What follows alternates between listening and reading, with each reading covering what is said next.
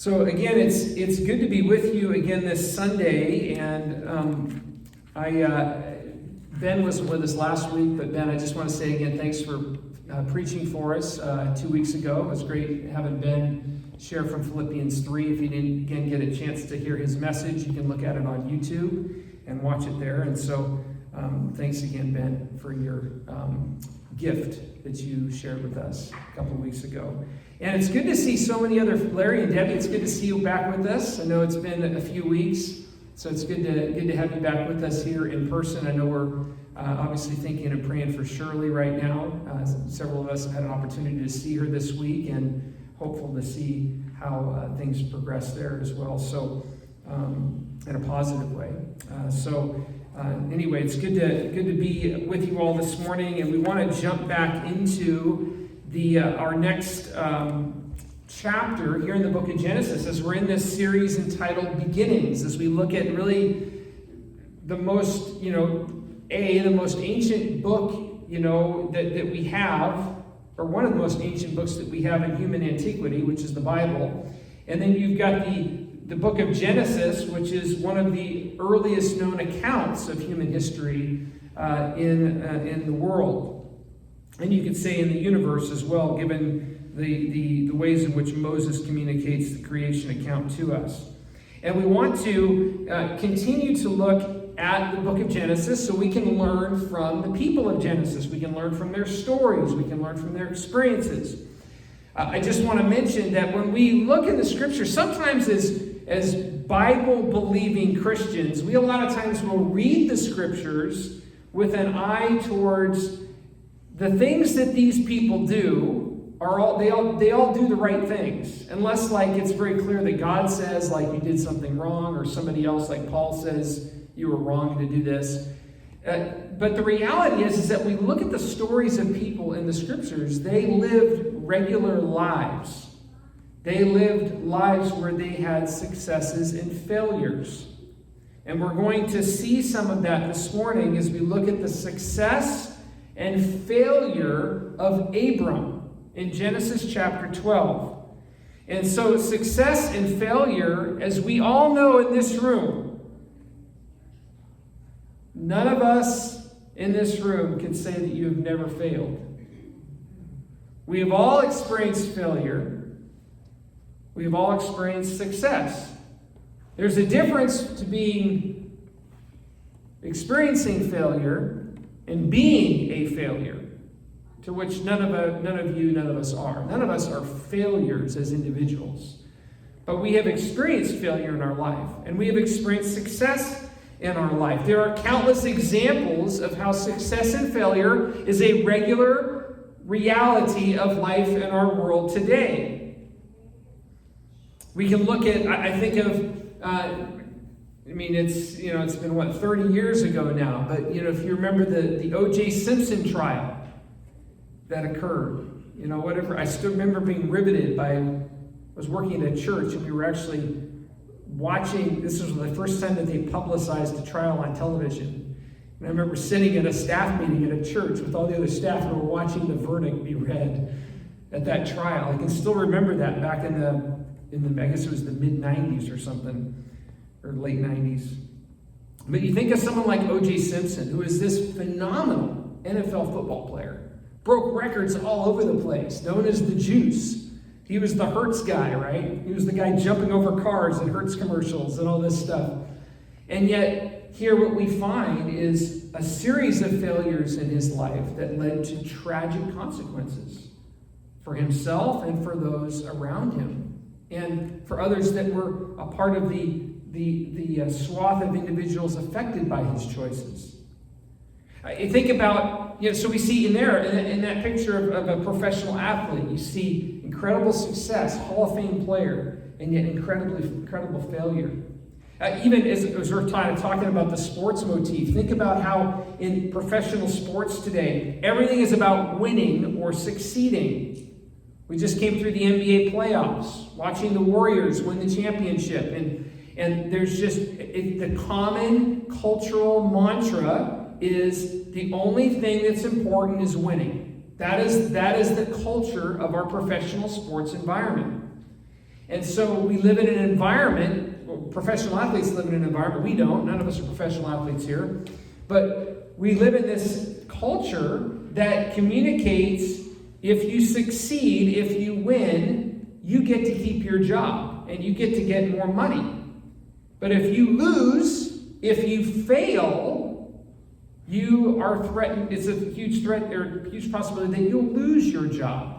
You'll be discarded. So we can get somebody else in here that's going to generate more revenue for our franchise. So success and failure are all around us in our world today. It's a part of life. It's a story. It's a part of our story at differing levels and at different times in our journey. We all experience both. And we most often as people tend to gravitate towards success than failure. I doubt that anybody here says, you know what, I'm going to endeavor to go out and fail today. Like I look at Will back there. Will makes houses. Well, he does all kinds of stuff with homes. I know for a fact, because I know Will Chandler, that Will is a perfectionist when it comes to building. He's meticulous on how the project gets done. I know for a fact that Will does not go into his day looking at a new project or a new home and say, how can I mess this up today? Let's try to just mess it up. Let's put those roof beams on wrong, so that the roof caves in. We just don't do that. We pursue the success. We desire to do what is going to make things work properly. We don't go out assuming or trying to move towards failing or doing something wrong. But I want to encourage us to realize that it's important to know that both success and failure are a part of our human journey. So going back to the Will analogy, Will may not set out to fail. But I know that Will would confess and say there are times that he has failed. That he has made a mistake. And you know what, Will, I'm sorry, Will, I wasn't planning on picking on you here. But Will undoubtedly learned from those failures. He learned how he did it wrong, and he endeavored to make it right, to not repeat that mistake. And so success and failure are a part of our journey, and they're essential to our ability to grow and mature. So I want to communicate something hopefully helpful this morning, that both success and failure in many ways can be good for us. Don't always think of failure as bad. Failure in many ways is good, or is a pathway to the good. The pathway to what we would deem success. Now I want to share a picture with you. Take a look at this picture. This is, we're in wildfire season time right now. Consider, you could say, when we experience a fire, and we've experienced lots of fires in the state of California, that it is a failure. We don't want there to be fire, right? We don't want, because it destroys businesses and homes and wildlife and pollutes water and the air, and it does all kinds of horrible things. We don't want fires to occur. And it not only it does all those things, but it destroys the forest, right? And so then you got to wait decades and decades for the forest to be replenished again, to having those trees look so beautiful. But I want to just communicate to you that using this example, that fire is actually, the failure of fire is actually a good thing for the environment. And that's just not me just pontificating on that. I'm reading straight from the source, Cal Fire. I got a document here that says benefits of fire. Benefits, that's right, benefits of fire. I had never known some of this. But so I won't read all of this, but the benefits of fire, according to Cal Fire, is that it cleans the forest floor. Fire removes low-growing underbrush. It cleans the forest of debris. It opens up the forest, that lower area that's been burned off, to sunlight, and nourishes the soil. History teaches us that hundreds of years ago, forests had fewer yet larger, healthier trees than we have today. Now we have huge, dense forests with not a lot of health. Fire clears the weaker trees and debris and returns health to the forest. It also provides safety and helps the habitat. Fire clears wild lands of heavy brush, leaving room for new grasses, herbs, and regenerated shrubs that provide food and habitat for many wildlife species. It kills disease. Fire kills the diseases and insects that prey on trees and provides valuable nutrients that enrich the soil. More trees die each year from insect manifestation and disease than they do by fire. Some species of trees and plants are actually, get this, fire dependent. They must have fire every 3 to 25 years in order for their life to continue. Some trees actually have fire-resistant bark that helps them navigate a fire, and some trees and plants actually encourage fire by having their leaves covered with flammable resins. Isn't that interesting? So the point is, none of us goes out and say, the last thing I want anybody to do is say, hey, fires are good. Let's go throw a match into the Sierras this weekend. No, we don't want to do that. We don't go seeking out arson. Like, that's a bad thing. But the reality is that and these are all, in this context, there's an aspect of we're not talking, massive forest fires are very destructive. But controlled burns, certain aspects of fire cleanup, the forestry does this all the time. Controlled burns, cleaning off stuff, burning certain areas. And that's all done to promote health. So using that example, fires, although looking at that in one context, you'd say that's a failure. It's a destructive thing. Actually, there's a lot of good that can come from a fire. It's not all just death and destruction. It's not all just worthless to the environment or to the longevity of the forest floor. And so with that in place, that was kind of a long introduction, but I want to just look a bit at Abram's successes and his failure. Actually, one success and one failure, and what the benefits are of both of his successes and failures. So look with me at Genesis chapter 12, verses 1 through 5. The Lord said to Abram, "Go from your country, your people, and your father's household to the land I will show you. I will make you into a great nation, and I will bless you. I will make your name great, and you will be a blessing. I will bless those who curse or bless you, and whoever curses you, I will curse. And all the people on the earth will be blessed through you."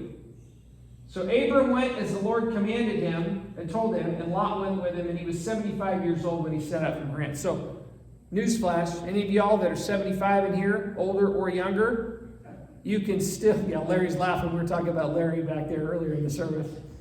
You still have the ability. You still have the ability for your life to make an incredible impact. This dude, 75 years old, made this decision so late in his life, and look at the impact that it had. Not just on his people, but on decades, hundreds and thousands of years of people following him. Okay? Took his wife Sarah, nephew Lot, all the possessions they accumulated, and they took off, and they set out for Canaan. If you go back a couple of slides, I want the first one there, Stephanie, thanks. You would assume as you look at this that Abram's success was that he was going to be a great nation. Abram's success was that he was going to have his name great. That because of his life, others are going to be blessed because of him. Go to the next slide. One more over. There you go. All the people of the earth will be blessed because of you. You would assume that Abram's success was based on the fruits of what he did. But that is not the ultimate sign of his success. His success was not that he was going to achieve great things, that he would be the father of a nation of people, someone well known and spoken about 4,000 years later. How would you like to be known as the most beloved and the highest rated president of the United States ever. Many people would assume, well, you've been successful if you got that label.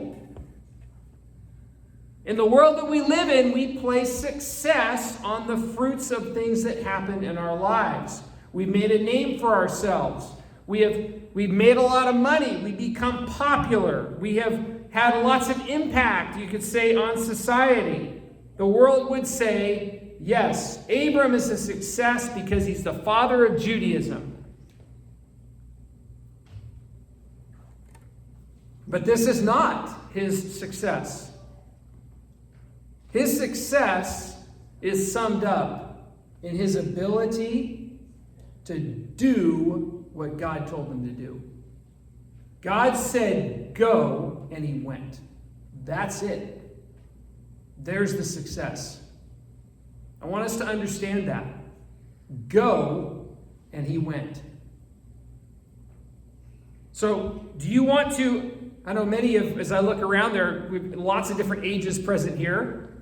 Do you still desire, and do you desire that your life would be a successful life? Do you want to look back on your life when you're in your latest years of your life and say, yeah, my life was successful. I mattered. I made a difference. Do you want to know what the secret is to being able to answer that question positively? Because I'm going to make a bold claim for myself, and I do not want this to come across as arrogance. But I, as a 50-year-old male, I don't have a lot of regrets in my life. To be sure, there's a couple. But I would say, honestly, from my heart, has my life been successful the first 50 years? And I would say, yes. My life has been successful because I have endeavored to follow and obey Jesus. And therefore, that makes my life a success. Irregardless of necessarily the outcomes of that obedience. What happened as a result. Abram shows us that his success isn't that he has a lot of money and possessions, which he does. That his success isn't in all the power that he had, which he did. His success isn't that a whole nation and a religion, actually 2 religions, would be named after him. He is seen as the father of those religions, namely Judaism and Christianity. But Abram's success was being in relationship with God and being obedient to God in that relationship.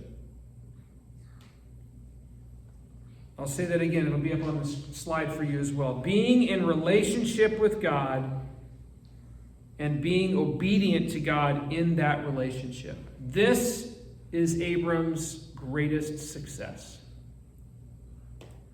So let's pick this apart for just a moment.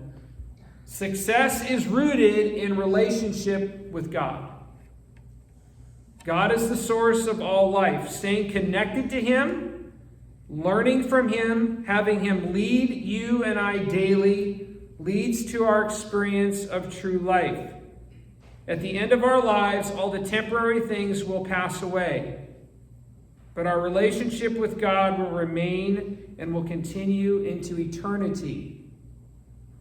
My wife and I have just spent the last 2 weeks, multiple days, sorting through all of the stuff at my parents' house as we moved them to assisted living facility in San Diego. And it's amazing when you're looking at there's nowhere for that to go. It's either donate or trash. And I'll tell you, there was a lot of stuff from my parents that had a lot of great memories that went in the trash. And it was hard. There's a memory tied to all of that, but I don't have a place to keep that. It's not a donatable item. What are we going to build more barns and just store it in there? Right? What do I do? It's just got to go away. But you know what remains for my parents is not all my dad's ham radio documents, all of his past sermons for the last 50 years. What's important are the memories that I have with my parents. Those that are still fresh. And those memories that can still be experienced today. So success isn't tied up in all these things, right, that we accumulate. It's the impact that we make on others, but primarily the impact of our relationship with Jesus. And so our success is rooted in relationship with God. If you are not connected to the source of life, I don't care how much money you have or how much power you have or how talented you are at doing whatever you do. And there's a lot of people with a lot of talent, a lot of power, and a lot of money in this world. And they, in their situations, are not successful in life because they are not connected to the source of life. They do not derive meaning from the source of life. They do not find relationship in the creator of life, the one that created them. So not only is success rooted in relationship with God, but success is also rooted in obedience to God. And it's hard to be obedient to God if you don't have a healthy relationship with Him. Otherwise, it feels like you have a task list that you're doing, and He's some sort of legalistic killjoy that's trying to force you to do stuff that you don't want to do.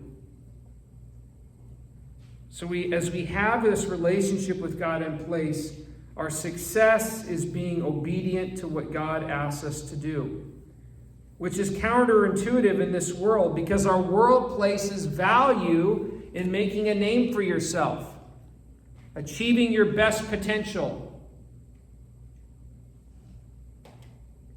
putting your whatever it's the whole mantra we've talked about before. Whatever, put your mind to it. You can do anything, which is just really bogus. It's all about the human will. I am the Almighty, right? Let me do whatever I can do for myself to benefit myself and my family at all costs. So our world struggles with this when we are called to live a life of obedience, when we follow a good God who may ask us to do things that we frankly don't want to do, or we're not comfortable doing, or we have no idea, or we're afraid of the ridicule that will come if we do it, being seen as irresponsible with making a decision that doesn't make rational sense in the world that we live in. We need to remember that as followers of Jesus, we are a part of an upside-down kingdom, which means the values of the world are contrary to the values of God, the values of the kingdom of God. What is up is down, and what is down is up. This is true reality. It's almost like the movie series that came out a long time ago, The Matrix. What you see in the world today is actually not really true. Even though it feels true, it's not. The bigger truth is that you're a part of this, I don't know what it was, this computer system controlling the network fibers that are going on to true, whatever it was. I can't remember. It's been a long time since I've seen the movie. But the point was that whatever is visible, you think is really what is accurate. But the way of Jesus, the way of the kingdom is opposite of that. It is opposite of our values in this world. So friends, obedience to God is a fundamental fruit or reality of what it means to be successful as people. Success is submission and obedience to God. It's humility, brokenness, open to God's change in our lives and change around us. Obedience to all that God tells us to do and has in store for us. Refusing to allow ourselves to be in charge of our lives and let God be in charge, which paradoxically leads to true life. And so we as people should pursue the right success in this world, and that is be the right people.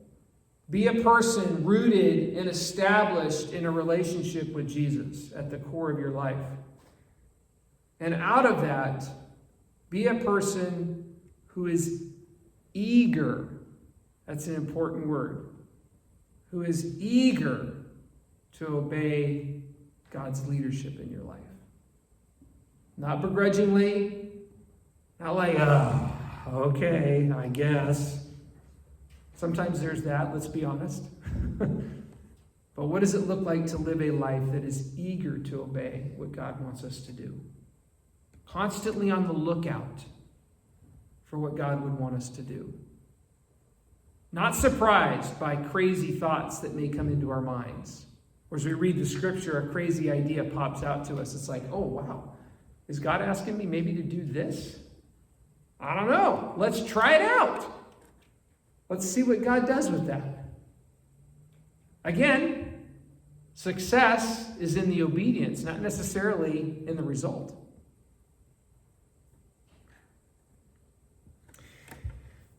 And then so that's the aspect of Abram's success, rooted in relationship with God and obedience to God. Let's look at Abram's failure.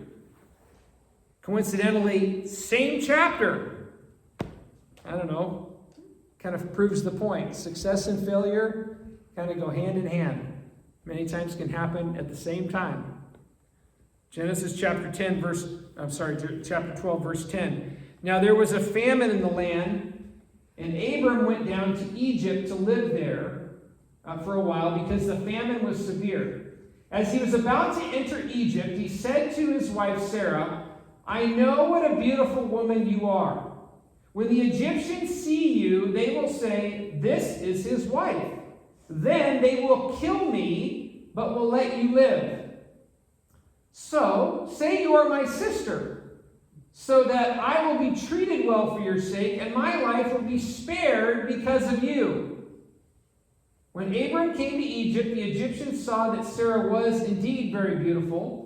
And when Pharaoh's officials saw her, they praised her to Pharaoh, and she was taken into his palace.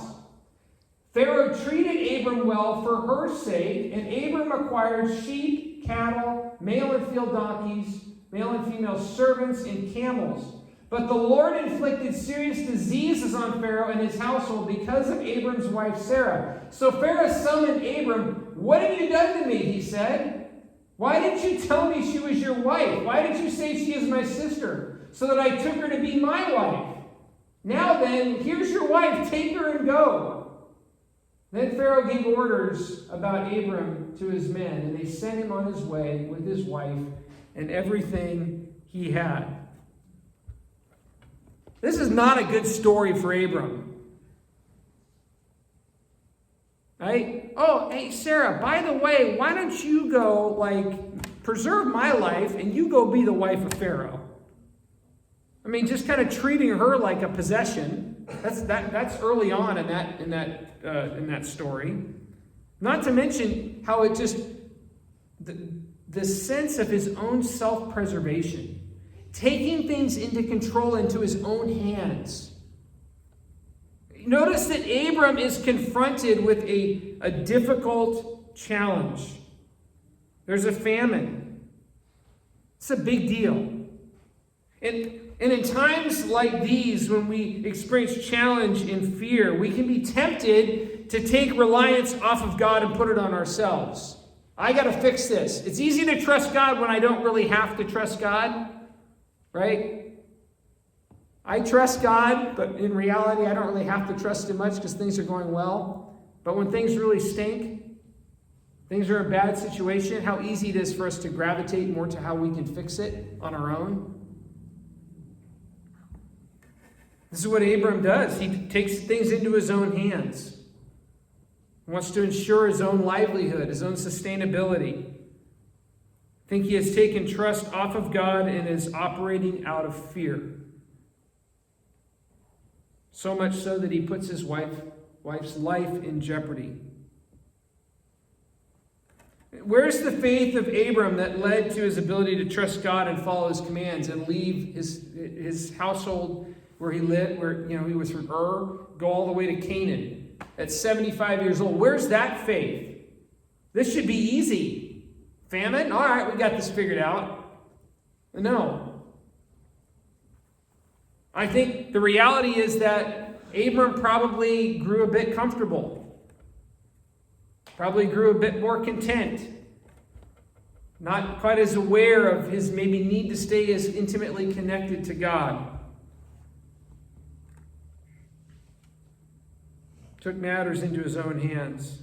You see, Abram's failure, yes, was that his failure was his lie to Pharaoh and putting his wife's life in jeopardy. But Abram's true failure was likely that he stepped out of relationship with God, which led to him not trusting God, and he tried to take things into his own hands. And so let's remember that our failures are not necessarily when we lose at something, or that we let someone down, or that even we make a mistake or cause a problem. To be sure, we can fail and do those things. But ultimately, our biggest failure in life is to step out of an abiding relationship, a dependent relationship, a nurturing relationship with God, where trust and obedience are the primary fruits of that relationship. That is our biggest failure. You are not the God of your own life. You are not in charge of your life. All you have is not yours. It looks like it. Your closet's full of clothes that look like they're yours. You live in a house that you think is your house. You have money in your bank account that you think is your bank account. I have a computer that I think is my computer and a phone that I think is my phone, but it does not belong to me. Everything I am, everything I have is a gift given to me by God. It is not my own. My very life does not belong to me. I have been bought with a price. Therefore, I am to honor God with my life.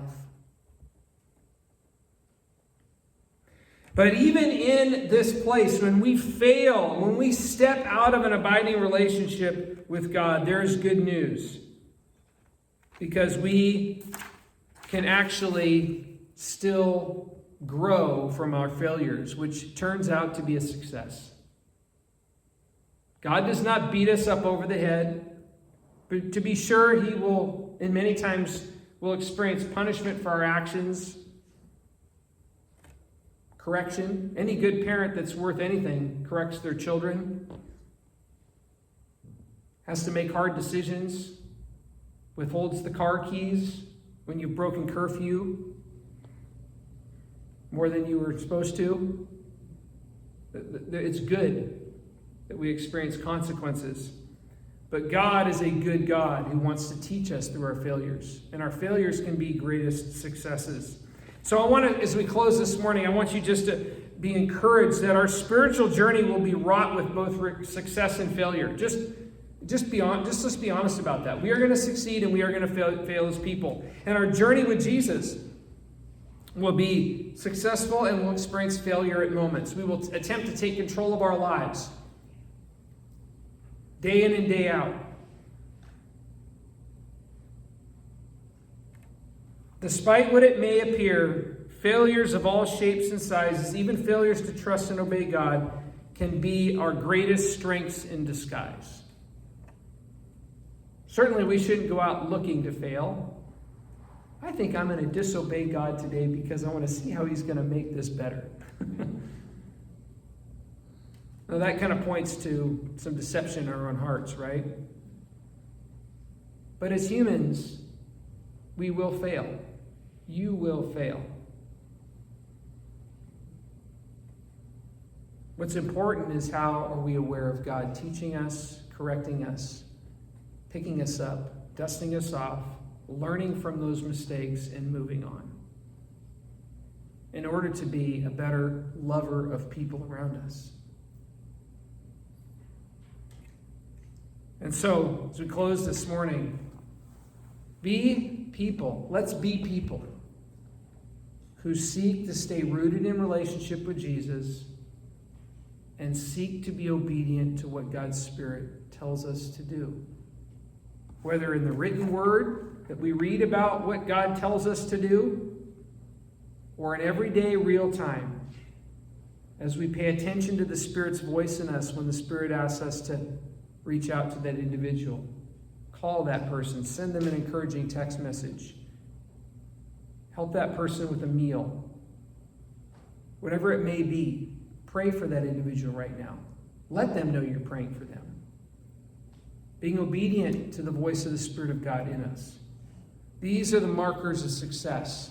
And when we fail, let's realize that Jesus, I still remember, and I won't spend too much time with this, but I remember one of my biggest awarenesses of failure in terms of trying to take control of a situation in my life where I was frustrated with another person that kind of challenged my authority. And I remember getting so angry about that. And I remember the Spirit of God, I just almost had this image of the Spirit of God wrapping his arms around me when I was made aware of the brokenness and my sin and my failure in that moment of trying to fight to preserve my own rights and seeing how ugly that was, how dependent on myself that was, and trying to find my identity in some sort of position. And when I saw it, I was grieved by it. The important thing of this story was how the Spirit of God came alongside me and said, yeah, Darren, it is ugly. It is a failure. But you're no longer on the ground. I'm with you. I'm walking with you. Let's move on. Let's navigate it together. Let's learn from it. That's so often why we are encouraged, I don't know, from my own kids, and I've said this before, not just my own kids, but other people. If you make a mistake, just be honest about it. Don't lie about it. There's much grace. Like, yeah, Dad, I blew it. I messed up. I'm sorry. Thank you. Like, acknowledging the failure with the desire and recognition that you made a mistake is like so much of the game to move on and to experience life. And so I just want to encourage you with that. Hopefully that's a bit of an encouragement this morning. I was going to pray before I shut this off. No, I'm not going to do that. Okay, bye-bye, see people on YouTube.